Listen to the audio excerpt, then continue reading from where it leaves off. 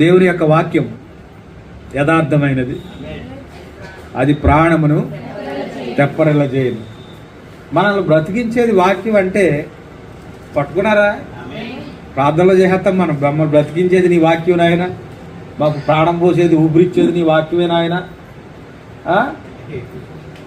మరి నిజంగా ప్రాణం పోసేది వాక్యమే కనుక వాక్యాన్ని చాలా శ్రద్ధగా గట్టిగా పట్టుకోవాలి. ఏదో వచ్చాము వెళ్ళిపోతున్నాం కాదు, కానీ ఈవేళ ఏ మాట పట్టుకోద్దు, అది మనం పరిశీలన చేసుకోవాలి. దేవుడు నాతో ఏం మాట్లాడడానికి కూడా మనం జ్ఞాపకం చేసుకోవాలి. అంతేనా? ప్రతి పాఠం, ప్రతి దాని ద్వారా దేవుడు ఏదో ఒక పాఠాన్ని మనకు నేర్పుతూ ఉంటాడు. దాన్ని కూడా మనము ధ్యానించాలి. వాక్యంలోకి వెళ్దాం. యెహోవా పర్వతమునకు ఎక్కదగిన వాడేవాడు. 3వ వచనం, 24వ కీర్తన 3వ వచనం. ఈ యొక్క కీర్తనలో మొట్టమొదటి నుంచి కూడా వస్తున్నాం, 1 by 1 వస్తున్నాం. యెహోవా పర్వతమునకు ఎక్కదగిన వాడెవడు? ఆయన పరిశుద్ధ స్థలములో నివసింపదగిన వాడు ఎవడు? వ్యర్థమైన దాని యందు మనసు పెట్టకయు, కపటముగా ప్రమాణము చేయకయు, నిర్దోషమైన చేతులను శుద్ధమైన హృదయమును కలిగి ఉండువాడే. దాన్ని తిరగేసి ఎవరైనా చెప్పగలుగుతారా? నాకు తిరగేసి చెప్పగలుగుతారా ఎవరైనా? అంటే అర్థం కాలేదు కదా. నేను మరుగుతాను చూడండి. వ్యర్థమైన దాని యందు మనసు పెట్టకయు, కపటముగా ప్రమాణము చేయకయు, నిర్దోషమైన చేతులను శుద్ధమైన హృదయము కలిగిన వాడు యెహోవా పర్వతమునకు ఎక్కదగినవాడు. ఆయన పరిశుద్ధ పర్వతం మీద నివసింపదగిన వాడు. ప్రశ్న అక్కడే ఉంది, జవాబు అక్కడే ఉంది. దేవునామని మహిమ కలుగునుగా. ఇప్పుడు ప్రశ్న చూద్దాం. యెహోవా పర్వతమునకు ఎక్కదగిన వాడెవడు? ఆయన పరిశుద్ధ స్థలములో నివసింపదగిన వాడెవడు? దేవునామానికి మహిమ కలుగునుగాక. 15వ కీర్తన జాగ్రత్తగా ఫాలో అవ్వాలి. నిద్రను పక్కన పెట్టండి. మీ చేతిలో పెన్నులు లేదా పెన్సిళ్ళు ఉండాలి. దానికి అనుబంధమైన వాక్యం ఇచ్చినప్పుడు మీరు దాన్ని వెంటనే రాసుకోవాలి. 15వ కీర్తన, యెహోవా నీ గుడారములో అతిథిగా ఉండదగిన వాడెవడు? నీ పరిశుద్ధ పర్వతం మీద నివసింపదగిన వాడెవడు? యథార్థమైన ప్రవర్తన కలిగి నీతిని అనుసరించుచు హృదయపూర్వకముగా నిజము పలుకువాడే. మరి ఏంటి యెహోవా పర్వతం? ఏంటి యెహోవా యొక్క నివాసము? ఏంటి దేవుని యొక్క గుడారము? ఆలోచిస్తారా? దేవునికి స్తోత్రం. యెహోవా గుడారములో అనగా ఆయన గుడారం ఎవరో కాదు, కానీ మీరు దేవుని ఆలయమై ఉన్నారని, దేవుని ఆత్మ మీలో నివసించుచున్నాడని మీరు ఎరుగరా? ఆయన నివసించే యోగ్యమైన ఆలయము, ఇల్లు ఏది అంటే మన హృదయమే ఉన్నది. కనుక యెహోవా యొక్క గుడారములో నివసింపదగిన వాడెవరు? ఆయన యొక్క పరిశుద్ధ పర్వతం మీద నివసింపదగిన వాడు, ఆయన ఆలయములో నివాసం చేయగలిగిన వాడు ఎవరు అంటే పరిశుద్ధాత్మ. అంతేనా? అంటే ముగింపులో చెప్పబోయే మాట ఇప్పుడే చెప్పేశాను మీకు, కన్ఫ్యూజ్ లేకుండా. యెహోవా నీ గుడారములో అతిథిగా ఉండదగిన వాడు ఎవడు అంటే దేవుని యొక్క పరిశుద్ధమైన ఆత్మ, దేవుని యొక్క పరిశుద్ధాత్మ మన హృదయంలో అతిథిగా ఉండాలనుకుంటున్నాడండి. హల్లెలూయా. కనుక ఆయన అతిథిగా ఉన్నప్పుడు మనం ఎలా ఉంటాం? అతిథులు మన ఇంటికి వచ్చినప్పుడు ఎంత మర్యాదగా ఉంటామో మన లోతు గారి జీవితాన్ని మనం నేర్చుకున్నాం. అయ్యా వీరు మా ఇంటికి వచ్చిన అతిథులు అని బ్రతిమాలుకుంటున్నాడు. అతిథులకు మనం ఎలాంటి కూడా హాని చేయకూడదు, అతిథులకు కీడు చేయకూడదు. అతిథులకు చాలా మర్యాదపూర్వకంగా, గౌరవపూర్వకంగా మరి వాళ్ళు చూసుకోవడమే కాదు, కానీ వాళ్ళ ముందు ఎలాంటి దుష్ప్రవర్తన మరి మనం కలిగి ఉండం. వాళ్ళ ముందు ఎంతో జాగ్రత్తగా మనం ఉంటాం. మరి ఎప్పుడు మాట్లాడుకునే విధానంలో వాళ్ళ ముందు మాట్లాడతామా? ఎంతో మరి ఆలోచన కలిగి మరి మాట్లాడుతూ ఉంటాం. కనుక యథార్థమైన వాడు ఎవడు అంటే ఇక్కడ కొంచెం ముందుకు వెళ్తామంటే యథార్థమైన ప్రవర్తన కలిగి నీతిని అనుసరించుచు హృదయపూర్వకముగా నిజము పలుకువాడే. నీతి ఎలా ఉంటుందంటే, సౌలు దావీదును తరుముతున్నప్పుడు ఎన్నోసార్లు దేవుడు సౌలును అప్పగించాడు. కానీ దావీదు సౌలుకి ఏ హాని చేయలేదు. చేశాడా? చేయలేదా? చేయలేదు. మరి సౌలుకి ఎదురుగా దావీదు తారసపడినప్పుడు సౌలు ఏమనేవాడు తెలుసా? సౌలు ఏమనేవాడు తెలుసా? దావీదా, నీవు నాకంటే నీతిమంతుడు. ఏంటి నీతి? ఏమిటి నీతి? వాళ్ళిద్దరిలో నీతి ఎక్కడ కనపడింది? దావీదులో ఉన్న నీతి ఏమిటంటే అతడు శత్రువు అయినప్పటికీ అతన్ని క్షమించాడు. కారణం ఏంటంటే అతడు దేవుని చేత అభిషేకించబడినవాడు. అంతకు మించి వేరే కారణం ఏమీ లేదు. ఆ మొరటోడు మోటోడు ఒకడు ఉన్నాడు కదా, ఎవరో నాబాల్ మీదకి కత్తట్టుకుని వెళ్ళలేదు దావీదు. మరి సౌలు మీదకి ఎందుకు వెళ్ళకూడదు? ఎన్నోసార్లు తన సైన్యాధిపతి అన్నాడు, ఎందుకు దావీదా నీకు నాకు ఈ శ్రమ, ఈ కొండల్లో గుహల్లో దాకోవటం ఎందుకు? నువ్వు ఒక్క మాట చెప్పావంటే నువ్వు కూడా రావక్కర్లేదు, నేను వెళ్ళి చక్కబెట్టి వచ్చేస్తాను. దేవుడికి స్తోత్రం. కానీ దావీదు ఏం కలిగి ఉన్నాడు తెలుసా? నీతిని అనుసరించి యథార్థమైన ప్రవర్తన కలిగి ఉన్నాడు. దేవునికి స్తోత్రం. కనుక అతని నీతి, అతని యథార్థత అతని ఉన్నత స్థితికి ఎక్కించింది.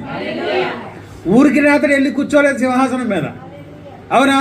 అతని నీతి, అతని యథార్థత అతని ఉన్నత స్థితికి నడిపించింది. ఇంకా ముందుకెళ్దాం, ఇంకా ఏమేమి మాటలు ఉన్నాయో మళ్ళీ 24వ కీర్తనకు వచ్చేసేయండి. ఆయన పరిశుద్ధ స్థలములో నిలువదగిన వాడెవడు? వ్యర్థమైన దాని యందు మనసు పెట్టక. ఏంటి వ్యర్థమైనది? వెళ్ళిపోయావా? వెళ్ళిపోతాను. 4వ కీర్తన 2వ వచనం చదువమ్మా. నరులారా, ఎంత కాలము నా గౌరవమును అవమానముగా మార్చెదరు? ఎంత కాలము వ్యర్థమైన దానిని ప్రేమించెదరు?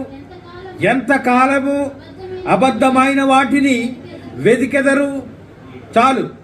నరులారా, ఎంత కాలము నా గౌరవమును అవమానముగా మారుస్తారు? ఎంత కాలము వ్యర్థమైన దానిని ప్రేమించెదరు? ఎంత కాలము అబద్ధమైన వాటిని వెదకెదరు? నరులకి ఏమిష్టం? ఇప్పుడు అర్థమైందా? నరులకి ఏమిష్టం? వ్యర్థమైన దానిని ప్రేమించటం, అబద్ధాన్ని వెతకటం, ఇంకా ఏముంది?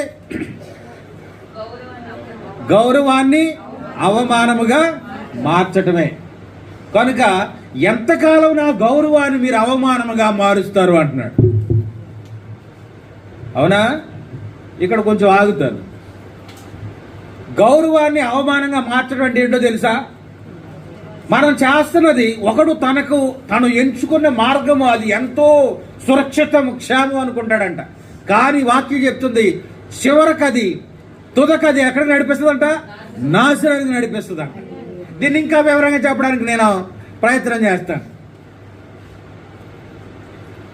యెరూషలేము కుమార్తెలారా, మొన్న రాత్రి జ్ఞాపకం చేశాను మీకు. యెరూషలేము కుమార్తెలారా, నా నిమిత్తం మీరు ఏడవక, మీ నిమిత్తము మీ పిల్లల నిమిత్తం మీరు ఏడవాలి. నీ పిల్లలు నీ మాట వినకపోతే ఏం చేయాలి? ప్రభు సన్నిధిలో బిడ్డల కొరకు ప్రార్థన చేయాలి. హల్లెలూయా. నీ భర్త నీ మాట విన్నప్పుడు ఏం చేయాలి? నువ్వు ప్రార్థన ద్వారా, నీ ప్రవర్తన ద్వారా నీ భర్తను రాబట్టవచ్చునని వాక్యం చెప్తావు. ఎలా వస్తాడంటే వాడి చెవి ఎలా తిప్పాలో తెలుసా?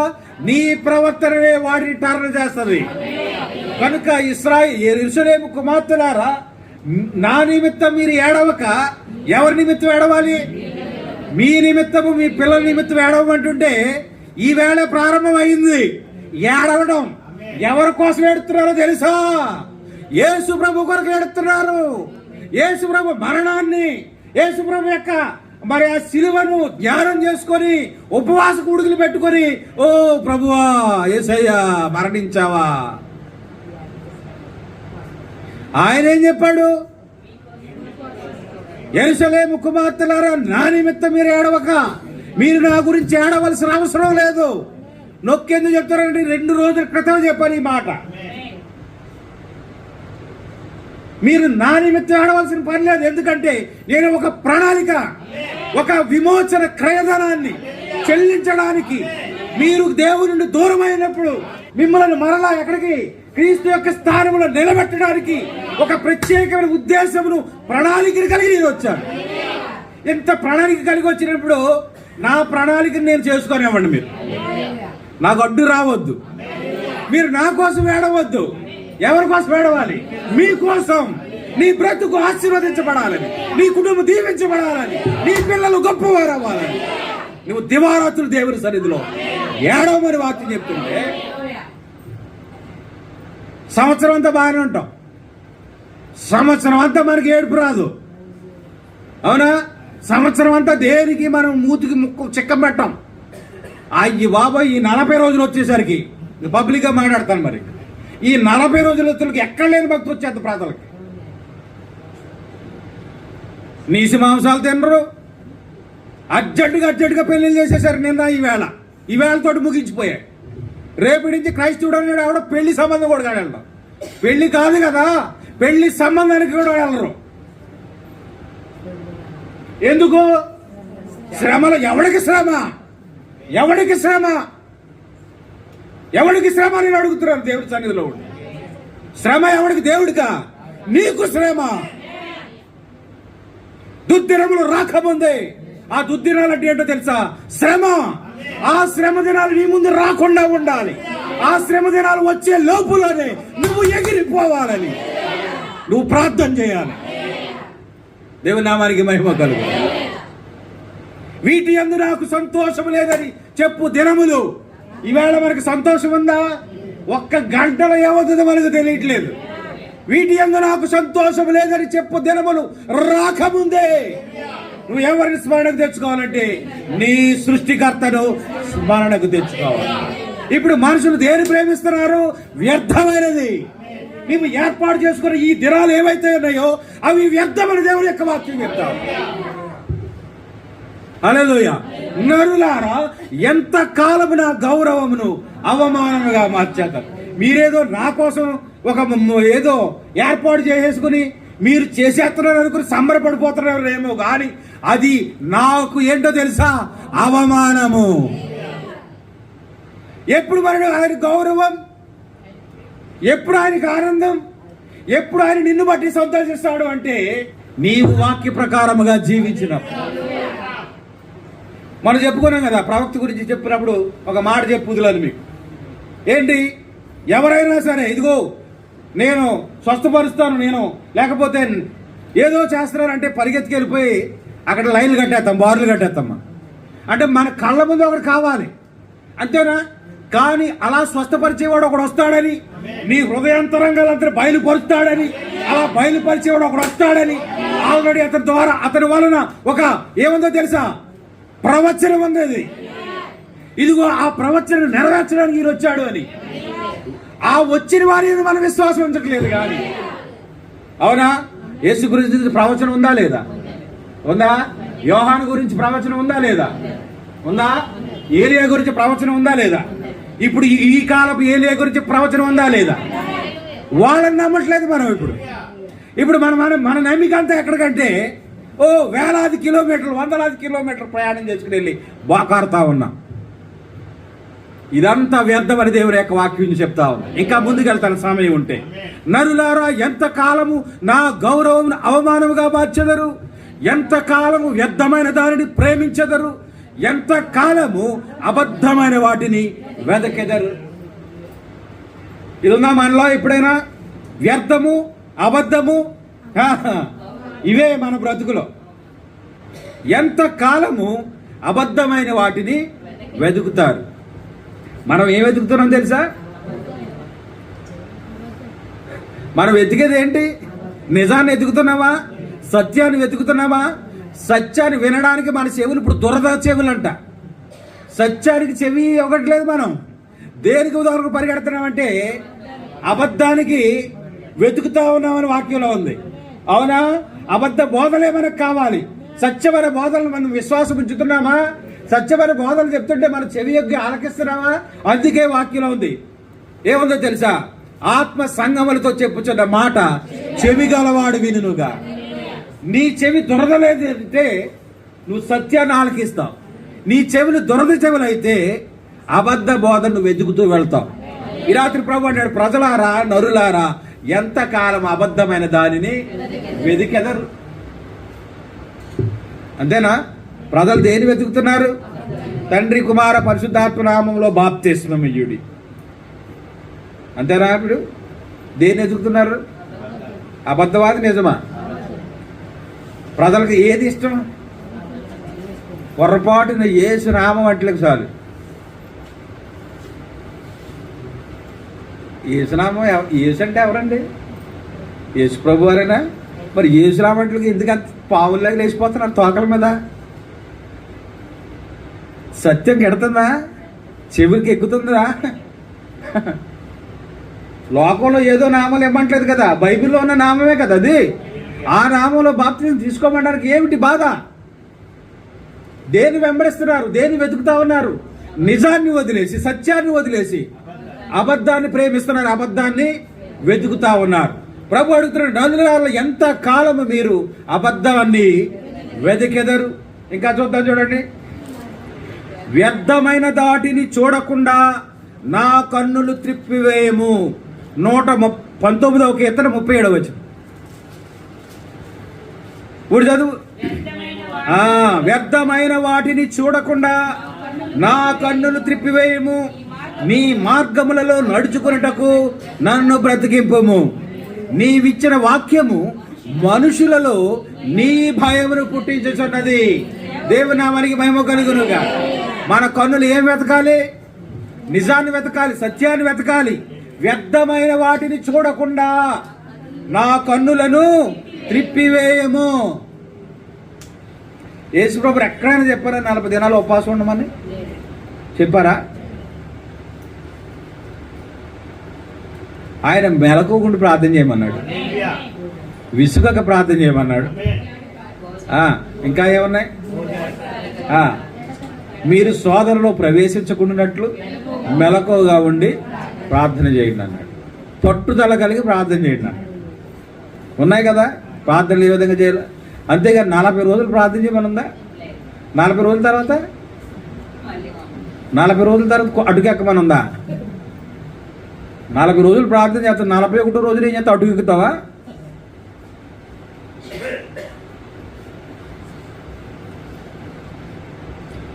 ఆయన ఏమన్నాడంటే, అనుదినము నా గడప కమ్ముల యొద్ద కనిపెట్టువాడు కాచుకొని ఉండమంటాడు. ఎవ్రీడే, ఒక 40 రోజులు కాదు, ఎవ్రీడే. దేవునికి స్తోత్ర. నా కన్నులు వ్యర్థమైన దానిని చూడకుండా. ఇదిగో వ్యర్థమైన మాటలు చాలా చూపిస్తాను మీకు.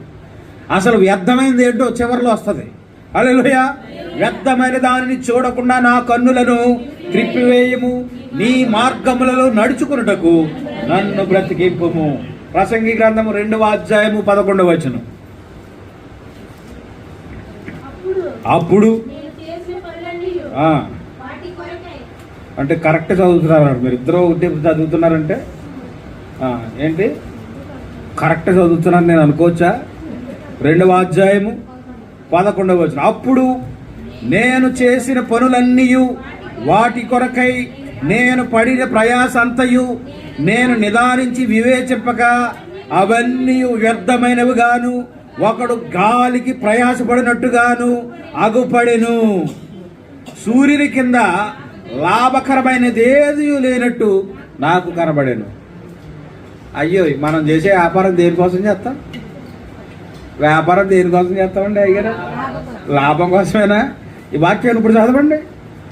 నేను చేసిన పనులన్నీ అంటే వ్యాపారాలు అనుకుందాం పోనీ, వాటి కొరకే నేను పడిన ప్రయాస అంతా 3 గంటలు లెగిసి పడే ప్రయాస అంతా కూడా నేను నిదానించి వివేచింపగా ఒక్కసారి నిలబడి ఆలోచిస్తే ఏమొస్తుందంట?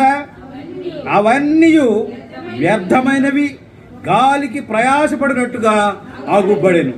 సూర్యుని కింద లాభకరమైనది ఏది లేనట్టు నాకు కనబడెను. హల్లెలూయా. కనుక మనుషుల ప్రయాసం ఇక్కడ ఏంటి? వ్యర్థం. ఎన్నో వ్యర్థం ఇది?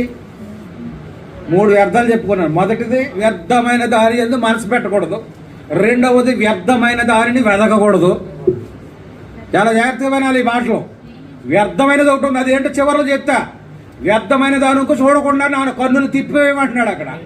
తర్వాత నరులారా ఎంతకాలం వ్యర్థమైన దానిని వెతుకుతారంటున్నాడు. హల్లెలూయా.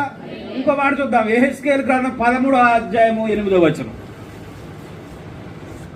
కావున ప్రభువైన యెహోవా సెలవిచ్చుచున్నాడు, మీరు వ్యర్థమైన మాటలు పలుకుచు నిరర్ధకమైన దర్శనములు కనుచున్నారు గనుక నేను మీకు విరోధిని. ఇదే ప్రభువగు యెహోవా. ఇక్కడ 2 మాటలు ఉన్నాయి. నిరర్ధకమైన దర్శనం కలిగి ఉన్నారు. ఆ దర్శనమే నిజం అనుకుని మీరు ఏం చేస్తున్నారంటే వ్యర్థమైన మాటలు పలుకుతున్నారు. అర్థమైందా? అర్థమైన వాళ్ళు ఆమెనారండి. హల్లెలూయా. అసలు నువ్వు చూసే దర్శనం ఏంటంటే నిరర్థకం. అందుకే ఉంది, ప్రవచనాలనే నిలిచిపోతాయి, దర్శనాలనే ఆగిపోతాయి. మనం చూసే దర్శనం అది నిజమో కాదో మనం వివేచించాలి. అర్థమవుతుందా? కనుక అది వచ్చిన దర్శనం వల్ల దేవుడిచ్చిన దర్శనం అనుకుని పాటర్ గారి సమయం అంతా తీసేసుకుని నువ్వు సంఘంలో చెప్పేసావు అనుకో, దేవుడు నాకు దర్శనం ఇచ్చేసాడు, వెలుగు కనపడిపోయింది, అది కనపడిపోయింది అని. అది ఏంటి తెలుసా? నువ్వేం పలుకుతున్నావు నోట్లోంచి? ఏం పలుకుతున్నావు? వ్యర్థమైన మాటలు. అర్థమైందా? ఏంటి వ్యర్థం? నువ్వు కనే కళలు కూడా వ్యర్థమే, నువ్వు చూసే దర్శనాలు కూడా వ్యర్థమే. అందుకే అంటున్నాడు ప్రభువా, ఇలాంటి వ్యర్థమైనవి చూడకుండా నా కన్నులు నువ్వేం చేయి? త్రిప్పివే. అర్థమైందా? దర్శనాలు కూడా వ్యర్థం అని చెప్తున్నాడు. మత్తయి సువార్త 6వ అధ్యాయం 7వ వచనం.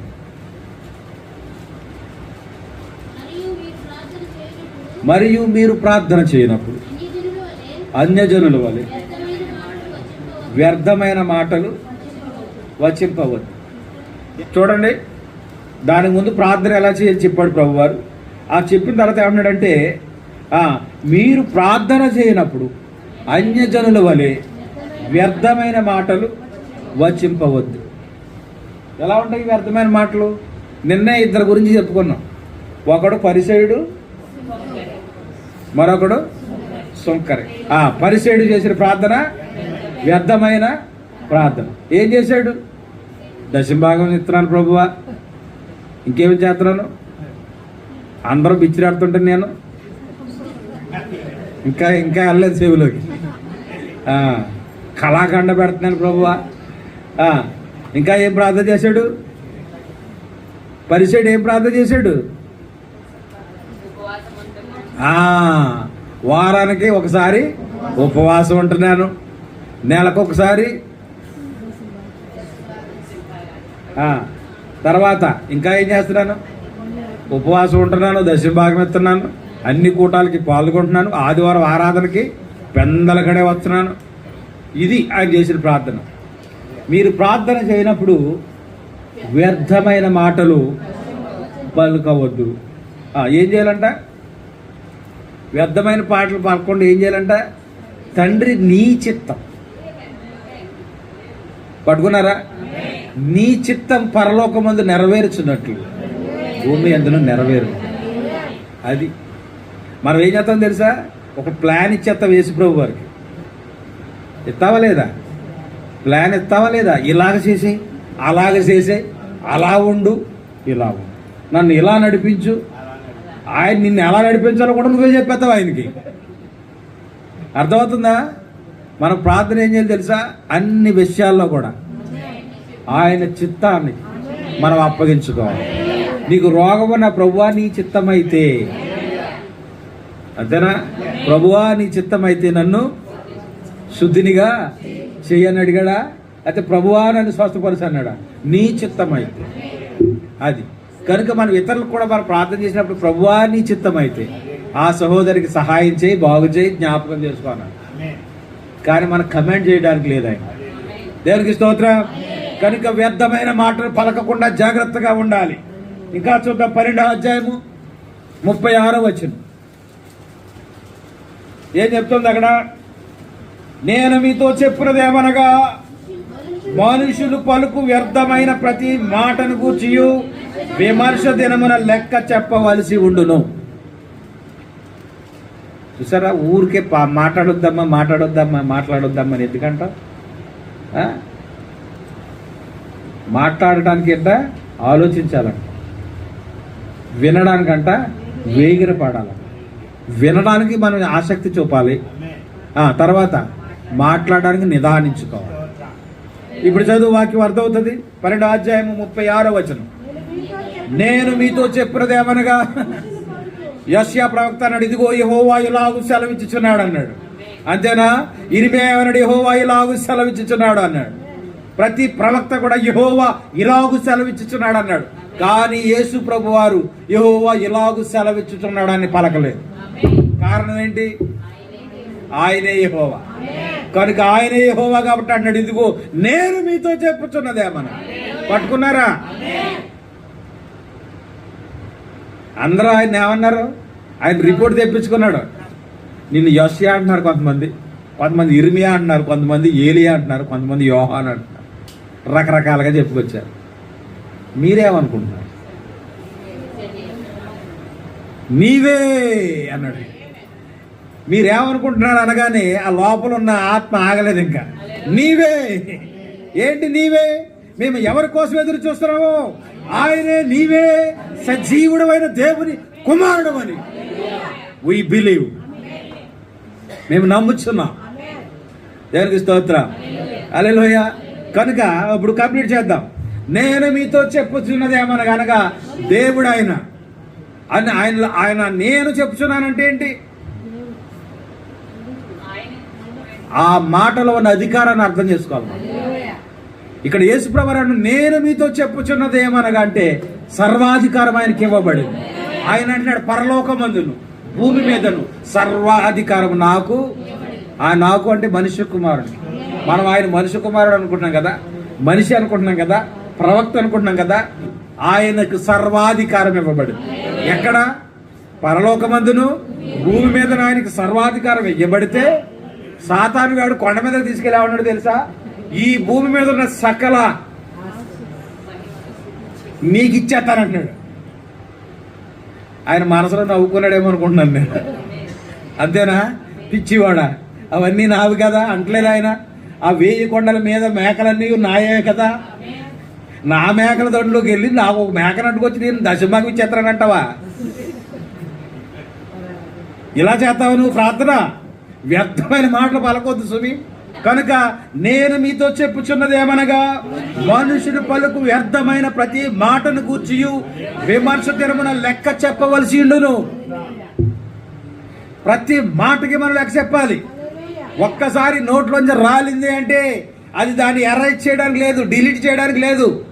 మనం అనుకుంటున్నాం కదా, ఫోన్లో డిలీట్ చేసేసాను, ఫోన్లో డిలీట్ అవ్వదు. అయిపోయింది అనుకుంటున్నావా? నీ ఫోన్లో కనపడదు, కానీ ఎక్కడ స్టోర్ అవుతుందో తెలుసా? దానికి ఒక హార్డ్ డిస్క్ ఉంటుంది. ఆ ఫోన్ను తయారు చేసిన కంపెనీ వాడి దగ్గర భద్రంగా ఉంటుంది. నువ్వు 10 సంవత్సరాలుగా అయినా సరే నువ్వు డిలీట్ చేయని ఫోటో మళ్ళీ కావాలంటే ఒక అప్లికేషన్ ఉంటుంది. దాన్ని నువ్వు డౌన్లోడ్ చేసుకుంటే నువ్వు 10 సంవత్సరాల క్రితం డిలీట్ చేసిన ఫోటో కూడా బయటకు వస్తుంది. అవునా? మరి శాశ్వతంగా డిలీట్ చేసేవని ఒక ఆప్షన్ ఉంటుంది, అంటే పెర్మనెంట్లీ డిలీటెడ్. అప్పుడు అనుకుంటా, అమ్మాయి ఇంక పెర్మనెంట్గా డిలీట్ చేసేదానికి నన్ను ఎవడో చూడలేమనుకోండి. అప్పుడు కూడా తీస్తాడు బయటికి. హల్లెలూయా. ఎప్పుడు తీస్తాడో తెలుసా? యేసుప్రభువు ఏమన్నారు? నీ పాదధూళి దులిపేయండి. ఎవడైనా ఈ సువార్తను నమ్మకపోతే ఏం చేయమన్నాడు? పాదధూళి దులిపేయమన్నాడు. దేవునికి సాక్ష్యాలు ఏంటో తెలుసా? గాలి, ఇసుక, నీరు, ఇవే ఆయనకి సాక్ష్యాలు. అందుకే పంచభూతాల సాక్షిగా అంటారు తెలుసా? పంచభూతాల సాక్షిగా అర్ధరాత్రి బాప్తిస్మం ఇవ్వమని లేదు.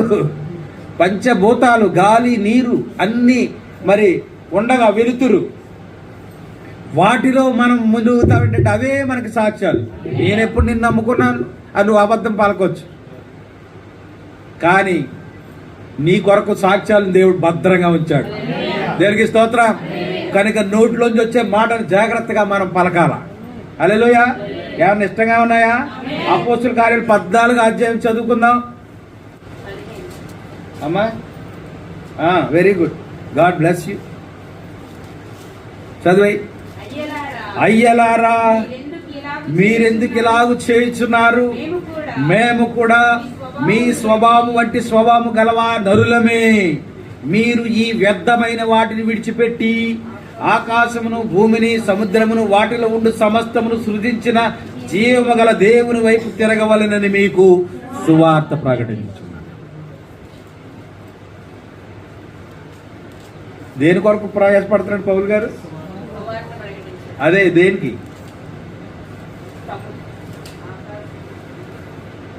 వ్యర్థమైన దానిని విడిచిపెట్టడం. అంతే. ఏంటి వ్యర్థం? ప్రభువు కాకుండా దేవుని యొక్క ప్రభువే వాక్యమే ప్రభువు కదా. కనుక దేవుని వాక్యము కాకుండా మరి ఏదైనా అది వ్యర్థమే. అర్థమవుతుందా? కనుక మీరు ఎన్నాళ్ళు మీరెందుకు ఇలాగ చేయించున్నారు? మేము కూడా మీ స్వభావం అంటే స్వభావం గల నరులమే. మీరు ఈ వ్యర్థమైన వాటిని విడిచిపెట్టి, వ్యర్థమైనవి అంటే ఏంటి? మనుషులు దేని వెతుకుతున్నారు? ఇందాక చెప్పుకున్నాం కదా, నరులు ద్వారా ఎంతకాలం మీరు వ్యర్థమైన వాటిని వెతుకుతారు? ఈ లోకంలో వెతికేవన్నీ కూడా వ్యర్థమే. కనుక ఈ వ్యర్థమైన వాటినన్నిటినీ కూడా విడిచిపెట్టి ఆకాశమును, భూమిని, సముద్రమును, వాటిలో ఉండు సమస్తమును సృజించిన జీవమగల దేవుని వైపు తిరగవలెనని. చేతనైతే వినండి చెవులెట్టుకొని. ఆకాశమును, భూమిని, ఇంకా సముద్రమును, వాటిలో ఉండు సమస్తమును సృజించిన జీవమగల దేవుని వైపు తిరగవలెనని. వ్యర్థమైన వాటిని ఆరాధించవలనని కాదు, వ్యర్థమైన వాటిపై మనసు పెట్టాలని కాదు, వ్యర్థమైన వాటి కొరకు వెతుకులాడాలని కాదు, వ్యర్థమైన వాటి కొరకు పరిగెత్తాలని కాదు, వ్యర్థమైన వాటి కోసం ఉపవాసము, జాగరణలు, ఇంకా ఏంటి వ్రతాలు, ఇవన్నీ చేయమని కాదు. ఇదిగో ఆకాశమును, భూమిని, సముద్రమును, వాటిలో ఉన్న సమస్తమును సృజించిన జీవమగల దేవుడు ఒకడు ఉన్నాడు ఇక్కడ. ఇది వ్యర్థం కాదు. ఇప్పుడు వ్యర్థం కానిదేంటి? దేవుని యొక్క వాక్యమే. హల్లెలూయా. నీ వాక్య సారాంశము సత్యం. ఏంటి సత్యము? నీ యొక్క వాక్యం యొక్క సారాంశం, the meaning of your word is truth. Hallelujah. పిలాతు గారు అడుగుతున్నాడు ఆ కోర్టు యార్డ్లో, అయ్యా సత్యం అనగా ఏమిటి? ఆయన సత్యం అనగా ఏమిటో చెప్పే వరకు ఆయన ఉన్నాడా? ఏమిటి అని చేతులు కడుపుకు వెళ్ళిపోయాడు అంతే. ఆయన చెప్పే వరకు వినలేదు. ఈ లోకంలో కూడా ప్రశ్నలు వేస్తున్నారు కానీ సమాధానం వినడానికి ఓపిక లేదు. ప్రశ్నలు సంధిస్తున్నారు కానీ సమాధానం చెప్తే విందామని అనుకుంటున్నారా? మరి అలాంటప్పుడు ప్రశ్న వేయడం ఎందుకు? ఇదిగో యేసు ప్రభు వారు అంటున్నారు, నేనే మార్గమును సత్యమును, నేనే సత్యం. ఇదిగో ఇక్కడ వాక్యంలో రాయబడింది, ఎన్నాళ్ళు మీరు వ్యర్థమైన దాన్ని వెతుకుతారు? అయ్యలారా, మీరెందుకు ఇలా చేయించున్నారు? ఏంటి? మీరు వ్యర్థమైన వాటిని విడిచిపెట్టి మీరు వెతుకుతున్న ఆ వ్యర్థమైన సంగతులన్నిటిని కూడా పక్కన పెట్టి ఆకాశమును, భూమిని, సముద్రమును, వాటిలో ఉన్న సమస్తమును సృజించిన జీవము గల దేవుని వైపు తిరగవలెనని మీకు సువార్త ప్రకటిస్తున్నాను. సువార్త ప్రకటనలో యొక్క సారాంశం ఏంటో తెలుసా? ఎందుకు సువార్త ప్రకటిస్తున్నారో తెలుసా? లోకమంతా వ్యర్థమైన దాన్ని వెతుకుతానికి తమ నేత్రాలను. దర్శనం బాగా జరగలేదు, జనాలు ఎక్కువ వచ్చేసారు. వచ్చి సంవత్సరం స్పెషల్ టికెట్ పెట్టుకుని దగ్గరికి వెళ్ళి చూద్దాం. నువ్వు ఈ ప్రయాసం ఏంటో తెలుసా? వ్యర్థం. నీ నేత్రాలు ఏం వెతుకుతున్నాయి? అబద్ధాన్ని వెతుకుతున్నాయి, వ్యర్థాన్ని వెతుకుతున్నాయి. అబద్ధం కాకుండా సత్యం ఎక్కడుంది? నిజం ఎక్కడుంది? ఇదిగో యేసు ప్రభువు అంటున్నాడు, నేనే సత్యం. ఎవడైనా చెప్పగలడా నేను సత్యం అని? భూమి మీద ఉన్న ఎవడైనా నేను సత్యాన్ని అని చెప్పగలడా? కానీ ఆయన చెప్తున్నాడు, నేనే మార్గమును, నేనే సత్యమును, నేనే జీవమును. హల్లెలూయా. నా యందు విశ్వాసం ఉంచేవాడు ఎన్నడూ నన్ను నశింపక ఏమవుతాడు తెలుసా? నిత్య జీవాన్ని పొందుకున్నాడు. నేను సత్యాన్ని కాబట్టి ఈ సత్యాన్ని వెంబడించేవాడు, ఈ సత్యాన్ని పొందుకున్నవాడు, ఈ సత్యాన్ని అనుభవించిన వాడు ఏమవుతాడు తెలుసా? నిత్య జీవాన్ని పొందు. దేవునామాని మహిమ కలుగు. అంటే నిత్య జీవం అనే ఆ యొక్క బహుమానము ఎవరి కొరకు అంటే, ఎవరైతే వ్యర్థమైన దాన్ని విడిచిపెట్టి జీవము గల దేవుని వైపు తిరుగుతారో వారికి అనుగ్రహించును. అంతేనా? ఆయన ఆకాశము నుండి మీకు వర్షమును, ఫలవంతమైన ఋతువులను దయచేయచ్చు. ఇంకా ఏం చేస్తాడంటే ఆహారం అనుగ్రహించుచు ఉల్లాసంతో మీ హృదయములను నింపుచు. అబ్బబ్బబ్బబ్బబ్బ, ఉల్లాసం అంట. ఉల్లాసము, ఆనందము, సంతోషం అవి ఎవరిస్తారంట? దేవుడు ఇస్తాడంట. ఏడుపు కొట్టు గెంజిగూడు ఏదో సాగుతుంది కదా, మన బ్రతుకు దినాలన్నీ ఏడుపు కొట్టు గెంజిగూడు, శ్రమలు, ప్రయాసలు, నానా కష్టాలు, ఇబ్బందులు, శ్రమలు. ఎందుకో తెలుసా? మన బ్రతుకులో సత్యం లేదు, మన జీవితంలో యథార్థత లేదు, మన నేత్రాలు సత్యాన్ని చూడడం లేదు, మనము సత్యాన్ని వెంబడించడం లేదు, సత్యాన్ని వెతకడం లేదు. నరులారా, ఎంతకాలము నా గౌరవమును మీరు అవమానముగా మారుస్తారు. అంతేనా? జీవము గల దేవుని వైపు తిరగాలి. దేవుని నామానికి మహిమ కలుగును కాదు. ఇదంతా వ్యర్థమే. అందుకే భక్తుడు ఏమన్నాడు ప్రసంగి, సూర్యుని కింద జరిగేది సమస్తము కూడా వ్యర్థమే. దేవుని కొరకు పెద్ద మందిరం కట్టేది. ఎంత మందిరం అంటే 1,00,000 మంది ఒకేసారి ఆరాధించాలి. మీరందరూ కారులు పంపేయండి, నేను అవి లెక్కెట్టకుండా కూకుంటాను. నేనెవను? నేను 10 లక్షలు ఇస్తున్నాను, మీరు అందరూ ఇవ్వండి అంటాడే ప్రసంగికుడైనా.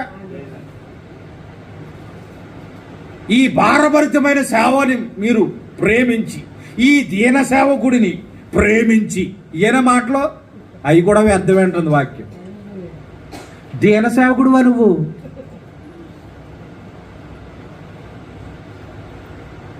నిజమేనా మాట? ఆయన పలికిన మాట నిజమా సత్యమా మీరు చెప్పాలా? అబద్ధమా సత్యమా అని. ఆయన ఎవరో మనకు అనవసరం. కోట్లాది రూపాయలకి పడగలెత్తేసి లక్షలాది మంది ఆరాధించేటువంటి ఆరాధన మందిరాలు కలిగినోడంట దీన సేవకుడా. దీనుడు అంటే అర్థం ఏంటి? తినడానికి తినలేనుడు, కట్టుకోవడానికి వస్త్రం లేడు దీనుడు అంటారు. అంతేనా? ఆయన దీనిలోకి ఏమిస్తాడంట చెప్పాలి. దీనులను లేవనెత్తువాడు. నేల నుండి దరిద్రులను ఆయన లేవనెత్తువాడు. అది మరి కోట్లాది రూపాయలకి పడగలెత్తి ఒక్క మీటింగ్ పెడతారంట. ఆయనే చెప్తున్నాడు ఒక ఆయన 17 లక్షలు ఖర్చు అవుతుందంట. 17 లక్షలు ఖర్చు పెట్టిన ప్రసంగికుడు, బోధకుడు దీనుడా, దరిద్రుడా? మళ్ళీ అంటే ఈయన ప్రేమించి కానుకలు పంపాలంట. మరి నువ్వేమిచ్చావు దేవునికి? ప్రజలు ఇస్తున్నారు సరే, మరి నువ్వు ఇస్తున్నావా? వాక్యం అందరికీ కదా, ఇలాగేనా? ఇలా కదా, ఇలాగే బోధించేయరా? ఇలా బోధించుకోవా? వాక్యము 2 అంచుల వాడి అని ఖడ్గం. నువ్వు ఎమ్మని అడిగే ముందు నువ్వు ఇవ్వాలా. దేవునామానికి మహిమ కలుగునుగా. ఇంకా చూద్దామా? 17వ వచనం పూర్తిగా చదువు. ఆయనను, ఆయన ఆకాశం నుండి మీకు వర్షమును దయచేయచ్చు, ఆహారం అనుగ్రహించు. ఓ దేవుని నామానికి మహిమ కలుగును గాక. నీకు ఆహారం ఇచ్చేవాడు ఎవరు? ఎవరండి? ఇజ్రాయెల్ కూడా అలాగే అనుకున్నారు. కళ్ళ ముందు వచ్చి పడుతుంటే ఆహారం, గర్విష్ఠులు అయిపోయి, అహంకారులు అయిపోయి, కొవ్వెక్కిపోయారు. మొన్న వారమే చెప్పుకున్నాం. దేవుడు వారికి ఆహారం ఎక్కడిచ్చాడంట? 5 స్టార్ హోటల్లో కాదు అని చెప్పాను. మర్చిపోయారా? అరణ్యములో ఆహారం పెట్టాడు వాళ్ళకి. ఆహారం తాగడానికి కుక్క నీళ్లు కూడా దొరకని ప్రదేశంలో దేవుడు దేవతలు తినేటువంటి మన్నాను ఆహారంగా ఇస్తే వాళ్ళు గర్విస్తున్నారు. దేవునికి విరోధంగా వారు పాపం చేసినప్పుడు, వాళ్ళు మాంసం కోరినప్పుడు దేవుడు మాంసం ఇచ్చాడు. ఆయన ఉగ్రత, వాళ్ళ మాంసం వారి పళ్ళు సందుల్లో ఉండగానే ఇంకా పరిపూర్ణంగా నమ్మలేదాడు. దేవుడు వాళ్ళకి తెగుళ్ళు రప్పించాడు.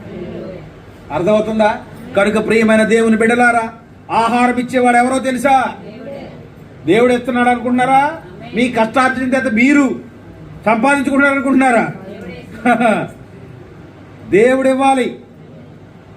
ఇంకా చదువు. ఉల్లాసముతో మీ హృదయములను నింపుచు మేలు చేయుడు చేత తన్ను గూర్చి సాక్ష్యము లేకుండా చేయలేదని బిగ్గరగా చెప్పిరి. దేవునామానికి మహిమ కలుగును. వాక్యాలు అర్థమవుతున్నాయా?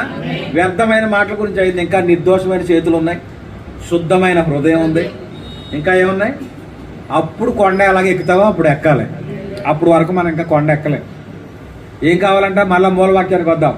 యెహోవా పర్వతం మీదకు ఎక్కదగిన వాడెవడు? ఆయన పరిశుద్ధ స్థలములో నివసింపదగిన వాడు ఎవడో తెలుసా? వ్యర్థమైన దాటి యందు మనసు పెట్టకయు, కపటముగా ప్రమాణము చేయకయు. కపటంగా ప్రమాణం చేయటం అంటే కపటంగా ప్రమాణం కూడా చేస్తారా? ఉట్టి పిన్నే నమ్ము, మళ్ళీ రోజు ఇయ్యపోతే అడుగు, మళ్ళీ రోజుకి ఇచ్చేది కదా అని డ్వాక్రా డబ్బులు దాచుకుంటాం. టార్గెట్ ఏంటి? మళ్ళీ రోజుకి వచ్చేస్తుంది కదా అనుకుంటుంది. మళ్ళీ రోజు కాదు కదా, మళ్ళీ సంవత్సరం కూడా రావాలి. ఎలాంటి ప్రమాణం ఇది? కపట ప్రమాణం. మరి నీకు అర్హత ఉందా? మనవారో చెప్పాను, పిల్లలారా ప్రభువునందు మీ తల్లిదండ్రులకు విధేయులయ్యండి. ఆ వాక్యాన్ని జానించే సమయంలో చెప్పాను, బైబిల్ పట్టుకుని దేవుని సన్నిధికి వచ్చే అర్హత నీకు లేదు. నీవు తల్లిదండ్రులు ప్రేమించకపోతే ఏమి లేదు నీకు. వాక్యం చదివే అర్హత లేదంటే బోధించే అర్హత ఉందా? మరి బోధించేస్తున్నారు కదండి, బోధించేయట్లేదా? అర్థమవుతుందా? కనుక నరులారా, ఎంత కాలం నా గౌరవం మీరు అవమానపరుస్తారు. నువ్వు బోధ చేసేయచ్చు, రైటే. ఆ బోధ వలన దేవునికి మహిమ రావట్లేదు, కానీ దేవుని గౌరవాన్ని నువ్వేం చేస్తున్నావు? అవమానపరు. చెప్పగలరా? ధైర్యంగా చెప్పగలరా? నా తల్లిదండ్రులు నేను సన్మానిస్తున్నాను, నా తల్లిదండ్రులు నేను గౌరవిస్తున్నాను, నా తల్లిదండ్రులను ప్రేమిస్తున్నాను. ఆదివారం చెప్పడం పిల్లలు లేరు కదా ఇప్పుడు అంటారా? మన తల్లిదండ్రులు మన పిల్లలమే కదా. ఎన్నాళ్ళు, హౌ లాంగ్ నన్ను మీరు అవమానపరుస్తారు, నా గౌరవాన్ని అవమానపరుస్తారు. వాక్యం అర్థమవుతుందా? దేవుడి కొద్ది మాటలు దీవించునుగా. ఇంకా చాలా సబ్జెక్ట్ ఉంది, ఇది సంపూర్ణంగా మిగతా ప్రజెంట్ చేస్తాను. దేవుడి ఈ కొద్ది మాటలు దీవించునుగా. లేచి నిలబడదాం. ఓ మానవా, ఆ పాట ఉంటే పాట. నీ పాపం మానవా యేసయ్య చెంత చేరి నీ బ్రతుకు మార్చవా.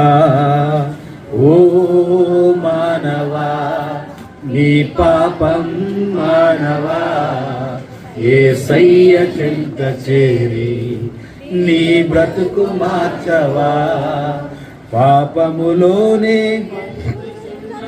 చెడును నీ దేహము, పాపములోనే ముంచినచో తప్పదు మరణము.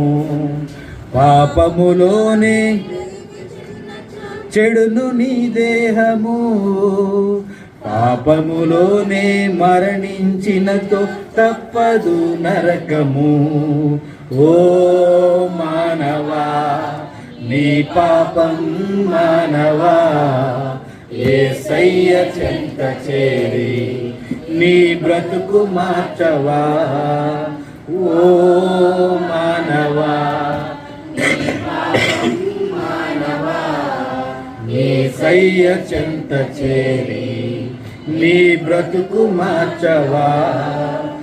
ఎంత కాలము పాపములోనే బ్రతుకుచుందువు, ఎంత కాలము శాపములోనే కొట్టబడుదువు, ఎంత కాలము వ్యసన పరుడవై తిరుగుచుందువు, ఎంత కాలము దుఃఖములో మునిగియుందువు.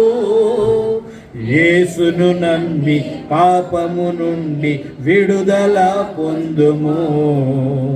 యేసయ్య తన రక్తముతో నీ పాపం కడుగును.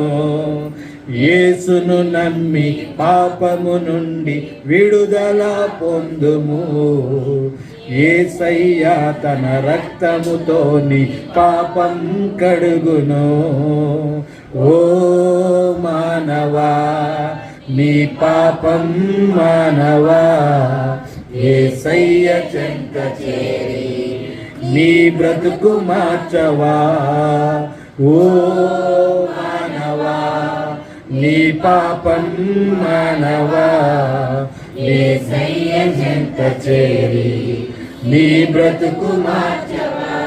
ఎంత కాలము దేవుని విడిచి తిరుగుచుందువు, ఎంత కాలము దేవుడు లేక బ్రతుకుచుందువు, ఎంత కాలము దేవుని మాటను ఎదిరించెదవు, ఎంత కాలము దేవుని నీవు దుఃఖపరతువు.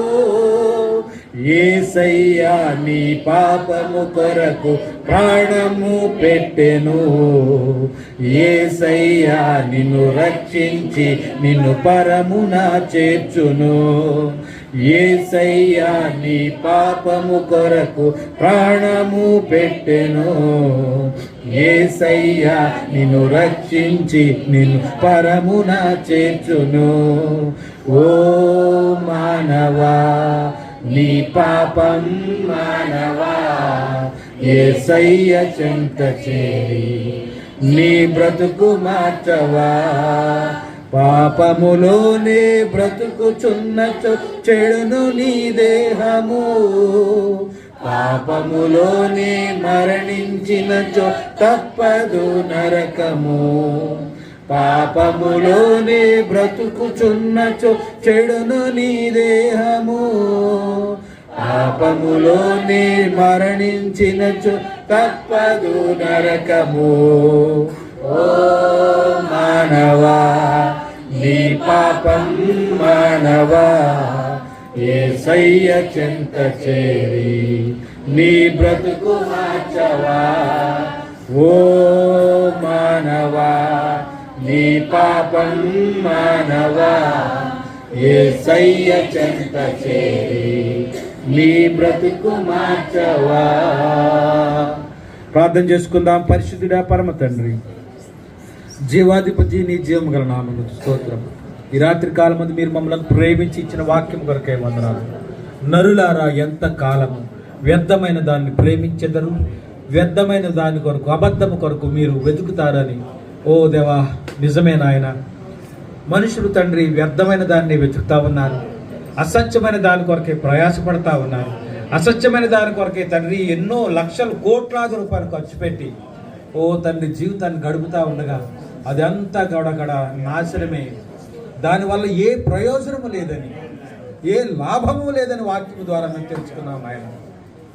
మరి ఏంటి లాభము అంటే, ఇదిగో నీ సన్నిధిలో యెహోవా గుడారమునకు అతిథిగా నుండదగిన వాడేవాడు, యెహోవా పర్వతం మీద మరి ఎక్కదగిన వాడేవాడు అని దానికి జవాబు నీ యొక్క వాక్యంలో ఉన్నది నాయన.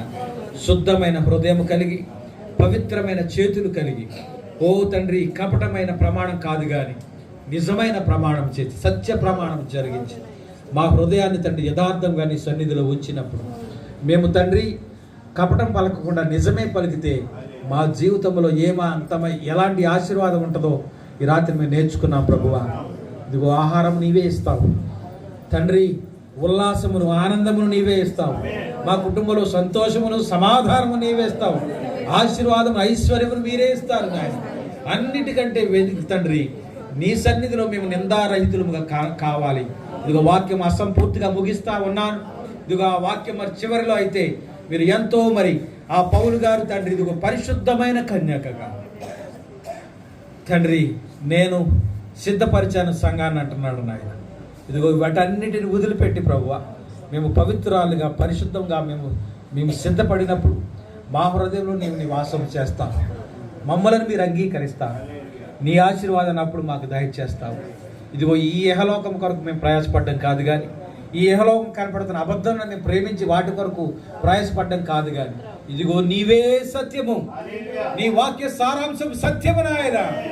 నిన్ను వెంబడించడానికి తండ్రి మాకు సహాయం దయచేయండి. ఇదిగో తండ్రి వెంబడించడం అంత సులువు కాదు నాయన. ఇదిగో అద్దరికి మీరు వెళ్ళారు, ఆ సముద్ర మార్గంలో తండ్రి ఆ సముద్రం ఒడ్డుకు వెళ్ళి ఇదిగో శిష్యులు మీరు పిలిచారు ప్రభువా నన్ను వెంబడించండి.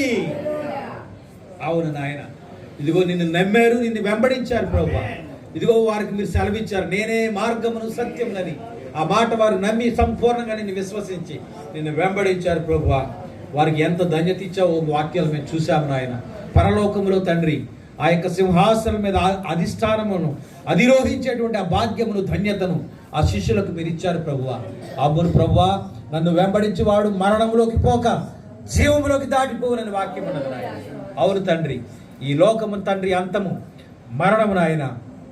అయితే నిన్ను వెంబడిస్తే కనుక మేము నిత్య జీవంలోకి మేము ప్రవేశిస్తాము నాయన. అట్టి భాగ్యము ధన్యత మాకు దయచేయండి. ఈ లోకములో మనుషులు కల్పించిన అబద్ధపు మాటలను నమ్మి అబద్ధపు బోధలను వెంబడించి అసత్యమైన కార్యముల మీద మేము మనసుంచడం కంటే కాదు కానీ నాయన, నీ యొక్క వాక్యం ఏం చెప్తుందో ప్రభువా దాన్ని సంపూర్ణంగా నెరవేర్చు వారిగా ఉండటం మీరే మాకు సహాయం దయచేయండి. నీ ఆత్మ లేనిదే మేము సంపూర్ణంగా నీ యొక్క వాక్యాన్ని మేము నెరవేర్చలేము నాయన. పరిపూర్ణంగా పరిశుద్ధముగా నీ యొక్క వాక్యాన్ని ఆత్మను మాకు దయచేసి నీ ఆత్మకు వెలుగులో ప్రతిదాన్ని ప్రభువా మేము గ్రహించి దాని ప్రకారంగా జీవించే భాగ్యం మాకు దయచేయండి. ఈ రాత్రి కాలం మీద కూడికను ఏర్పాటు చేసిన చిన్నగారిని బట్టి ప్రార్థిస్తున్నాను, ఎస్తేరాన్ని బట్టి ప్రార్థిస్తున్నాను, వారికి ఇచ్చిన కుమార్తె మనవడు మనవరాలను బట్టి అల్లుడిని బట్టి ప్రార్థిస్తున్నాను నాయన. ఇదిగో మనవరాలు జీవితంలో తండ్రి గొప్ప అపాయము తండ్రి 2 కాళ్ళకు కలిగిన గాయం మీరు విడిపించారు. అప్పుడే ఈ కూడికి పెట్టాలని ఆయన ఈ సమస్యలను బట్టి ఈ వేదనను బట్టి ఆ బిడ్డకు అర్థమైంది ఏంటంటే ఇదిగో కూటం ఆలస్యం అవడం వల్లనే ఈ కష్టాలు వస్తున్నాయని ఆ బిడ్డ గ్రహించాడు నాయన. ఇదిగో మొక్కుబడి చెల్లించాడు ప్రభువా. ఇదిగో మొక్కుబడి నుండి ఆ బిడ్డకు విడుదల ఇచ్చి ఆ కుటుంబంలో నీ శాంతి సమాధానము ఆశీర్వాదమును ఆనందమును దయచేయండి.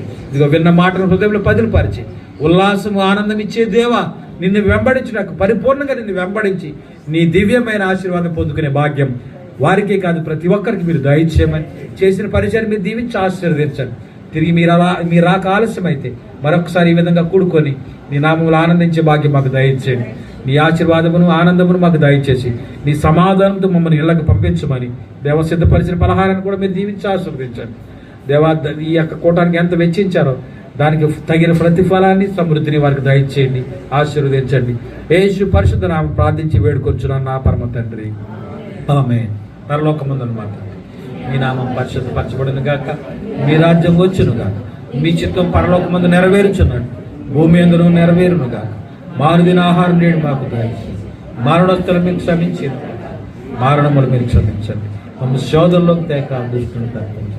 రాజ్యము బలము మహిమ నిరంతరం నీవైనావు తండ్రి. మన ప్రభువును రక్షకుడైన యేసుక్రీస్తు వారి యొక్క కృపయు ప్రేమయు సమాధానమును ఆశీర్వాదమును ఐక్యతను ఆనందమును సమస్తమును ఆయన వల్లనే మనకు దయచేయను గాక. Amen, amen, amen. God bless you all. దేవుడు మిమ్మల్ని దీవించును గాక.